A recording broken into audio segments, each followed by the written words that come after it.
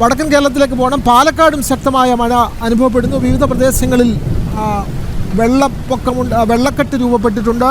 മണ്ണിടിച്ചിലുണ്ടാകുന്ന സാഹചര്യമുണ്ട്. അരുൺ ആലത്തൂർ കൂടി ചേരുന്നു. അരുൺ, പാലക്കാട് ജില്ലയിൽ എങ്ങനെയാണ് മഴയുടെ ദുരന്തം? ഏതെല്ലാം റിപ്പോർട്ടുകളാണ് പുറത്തു വരുന്നത്? ജാഗ്രതാ നിർദ്ദേശങ്ങൾ എന്തെങ്കിലും ആളുകൾക്ക് നൽകിയിട്ടുണ്ടോ? ആളുകളെ എവിടെയെങ്കിലും മാറ്റി പാർപ്പിച്ചിട്ടുണ്ടോ അരുൺ?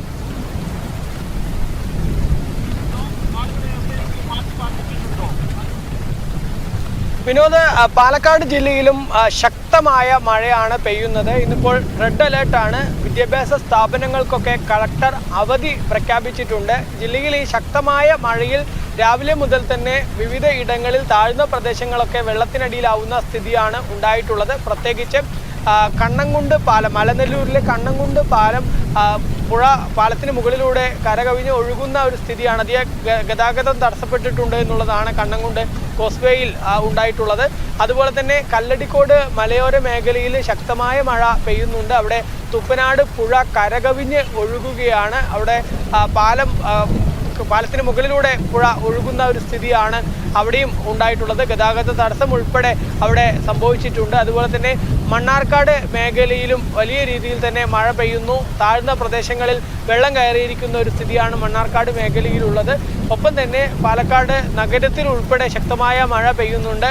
അതുപോലെ തന്നെ വടക്കഞ്ചേരി മംഗലം ഡാം മേഖലയിലും വലിയ രീതിയിൽ മഴ പെയ്യുന്നുണ്ട്. മംഗലം ഡാമിൻ്റെ വൃഷ്ടിപ്രദേശത്ത് മഴ കനത്തതോടുകൂടി ഡാമിൽ ജലനിരപ്പ് അതിൻ്റെ വലിയ അളവിലേക്ക് എത്തിയിരിക്കുന്നു. ഇപ്പോൾ ഡാം രാവിലെ 10 മണിക്ക് ശേഷം തുറക്കും എന്നുള്ളതാണ് അറിയിച്ചിട്ടുള്ളത്. ഡാമിൻ്റെ ഷട്ടറുകൾ 5 സെൻറ്റിമീറ്റർ വീതമാണ് മംഗലം ഡാം തുറക്കാൻ വേണ്ടി പോകുന്നത്.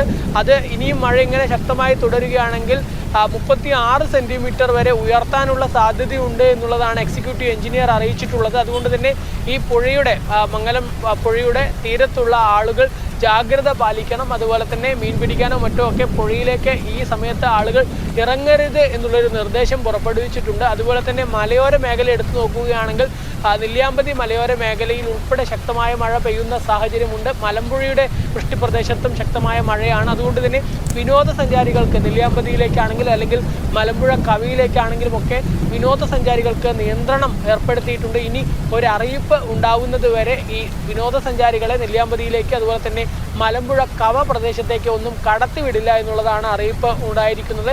ഏതായാലും ശക്തമായ മഴ തന്നെയാണ് പാലക്കാട് ജില്ലയിൽ ഇപ്പോൾ തുടർന്നുകൊണ്ടിരിക്കുന്നത്. വ്യക്തമാണ്, പാലക്കാട് ജില്ലയിൽ ശക്തമായ മഴയാണ്. ചില ഡാമുകളുടെ ഷട്ടറുകൾ ഉയർത്തുന്ന സാഹചര്യമുണ്ട്. പ്രത്യേകിച്ചും വിനോദസഞ്ചാര കേന്ദ്രങ്ങളിലൊക്കെ നിയന്ത്രണങ്ങളുണ്ട്. വിവിധ ഇടങ്ങളിൽ വെള്ളക്കെട്ട് രൂപപ്പെട്ടിട്ടുണ്ട്. നാശനഷ്ടങ്ങൾ റിപ്പോർട്ട് ചെയ്യുന്നുണ്ട്. ജില്ലയിൽ ജാഗ്രതാ നിർദ്ദേശവുമുണ്ട്. ജില്ലയിൽ വിദ്യാഭ്യാസ സ്ഥാപനങ്ങൾക്ക് അവധിയുണ്ട്.